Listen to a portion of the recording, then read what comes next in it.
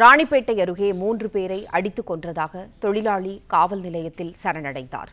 இதுகுறித்த கூடுதல் தகவல்களை தருகிறார் நமது செய்தியாளர் மார்ட்டின். மார்ட்டின், வணக்கம். ராணிப்பேட்டை அருகே 3 பேர் அடித்து கொலை செய்யப்பட்ட வழக்கில் காவல் நிலையத்தில் ஒருவர் சரணடைந்தார். விவரங்களை சொல்லுங்க. கண்டிப்பா. ராணிப்பேட்டை மாவட்டம் கொடைக்கல் அடுத்த புதுக்குடியனூர் கிராமத்தைச் சேர்ந்தவர் பாலு. இவருக்கும் கீழ்புதுப்பேட்டை பகுதியைச் சேர்ந்த புவனேஸ்வரி என்பவருக்கும் காதல் திருமணமாகி 4 ஆண்டுகள் ஆன நிலையில் இவர்களுக்கு 3 வயதில் குழந்தை உள்ளது.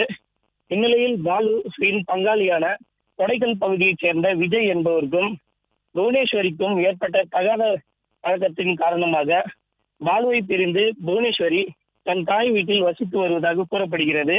தற்போது புவனேஸ்வரி 8 மாத கர்ப்பிணியாக உள்ளார். இந்நிலையில் இதனால் ஆத்திரமடைந்த பாலு நேற்று ஒரே இரவில் குடிபோதையில் தன் மனைவி புவனேஸ்வரியை கொல்ல திட்டமிட்டு கீழ்புதுப்பேட்டை பகுதியில் உள்ள தனது மாமியார் வீட்டிற்கு சென்றுள்ளார்.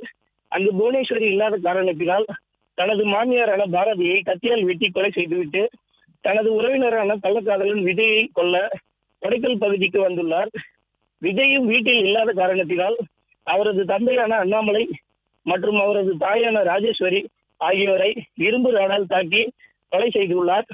மேலும் இதனை அடுத்து பாலு வாலாஜா காவல் நிலையத்தில் கரண்டடைந்த நிலையில் அவர் கொடுத்த தகவலின் பேரில் வாலாஜாப்பேட்டை போலீசார் கீழ்புதுப்பேட்டை பகுதியில் உள்ள அவரது மாமியார் பாரதி சடலத்தை மீட்டனர். மேலும் கொண்டப்பாளையம் போலீசார் அவரது உறவினரான அண்ணாமலை மற்றும் ராஜேஸ்வரி ஆகியோர் சடலத்தை மீட்டு பிரேத பரிசோதனைக்காக வேலூர் அடுக்கும்பாறை அரசு மருத்துவமனைக்கு அனுப்பி வைத்துள்ளனர். மேலும் கொலை சம்பந்தமாக வழக்கு பதிவு செய்து விசாரணை மேற்கொண்டு வருகின்றனர். பிளே ஸ்டோர் மற்றும் ஆப் ஸ்டோரில் இருந்து பாலிமர் செயலியை QR கோடு மூலம் பதிவிறக்கம் செய்யுங்கள். செய்திகளை உடனுக்குடன் பெறுங்கள்.